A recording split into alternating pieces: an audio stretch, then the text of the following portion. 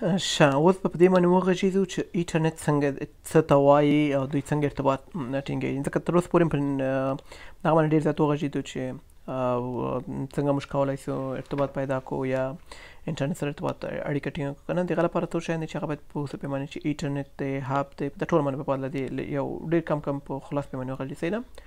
اول دا چې ایټرنټ څه ته وایي.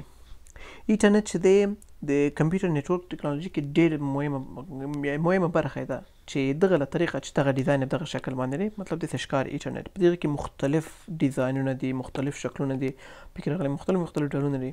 خو دا ټول د څه لپاره کېږي؟ د کمپیوټر که یې واضح داسې ولیکو، دا د کمپیوټر د وصلولو لپاره کمپیوټر پرنټر کنه د هر یو چې پورټونه ولري او دغسې نور په یو سیستم کې چې ورک سټیشنونه ټول چې یو بل سره ارتباط پیدا کوي یا دوی له انټرنټ سره وصلوي، دوی له یو کمپیوټر له ډېر وړ مطلب د خپل یو بل د نیټورک د وصلولو لپاره مې دغه کار اخیستل کېږي. صحیح ده. دغه ته څه وایي؟ انټرنټ وایي. او بل په نورو نیټورکو کې لکه څنګه چې ویل کمپیا دی که نه، لان لوکل ایریا نیټورک هم ویلو، وان هم ویل که نه، واید ایریا نیټورک هم ویلو، من هم ویل که نه. دغه ټولو کې له څه نه کار اخیستل کېږي؟ له ایټرنټ نه کار اخیستل کېږي.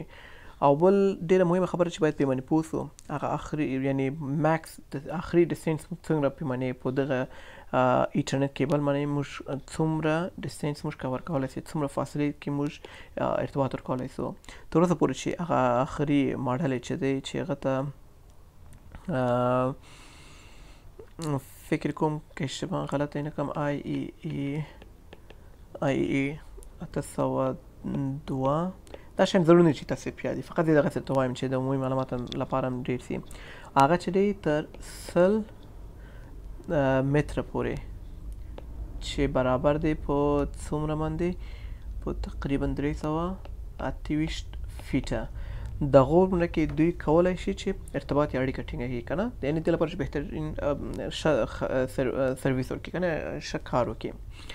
او بله خبره چې ډېره زیاته پکې مهمه ده چې باید پې باندې پوه شو، لکه په دې معنی وغږېږو چې څومره فاصله کې بل څومره ماکس سپیډ یې څومره دی، مطلب آخري سپیډ چې دوی ورکوي، آخري سرعت د کار چې دوی ورکوي که نه.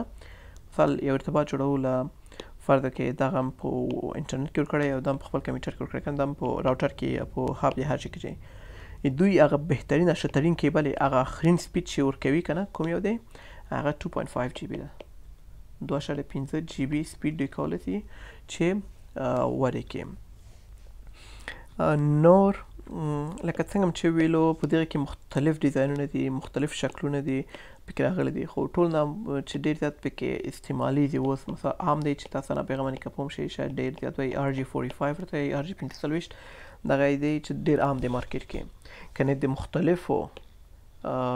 د مختلفو کارو لپاره مختلف لاین مطلب مختلف ایټرنټ لاینونه کارول کېږي.